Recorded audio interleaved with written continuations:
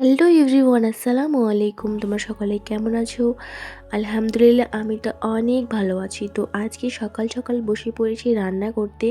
আজ আমি রান্না করব মাংস, আলুর ভর্তা এবং ভাত। ভাতটা আমি আগে থেকে বসিয়ে দিয়েছি। তারপর এখানে আলুর ভর্তা করার জন্য আলুগুলোকে ছোট ছোট করে কেটে নিয়েছি। মানে একটা আলুকে 2 টুকরা করেছি। আমি দুটো আলুকে মোট 4 টুকরা করেছি। আর দেখো, এখানে আমি মাংস রান্না করার জন্য পেঁয়াজ কুচিগুলো ভালো করে কুচি কুচি করে কেটে নিয়েছি হেঁসো দিয়ে।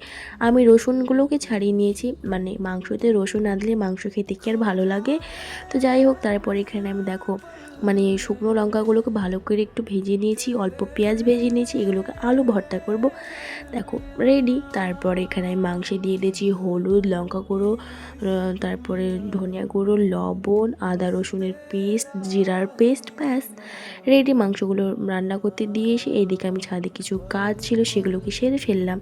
যেমন পাঁপড় টাপড় এই টুকটাকে কাজ কিন্তু প্রতিদিনই থেকে থাকে, এগুলো নিয়মিত রোজগারের কাজ আমি করি, কোনোদিন আমার মাও করে। তারপরে দেখো কাজ টাজ হওয়ার পর এই যে মাংসটা কিছুটা এইরকম হয়েছিল।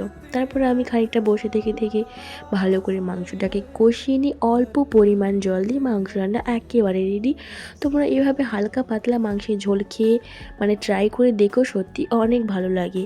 আর তার সাথে আলুর ভর্তা হলে তো কোনো কথাই নেই। আজকে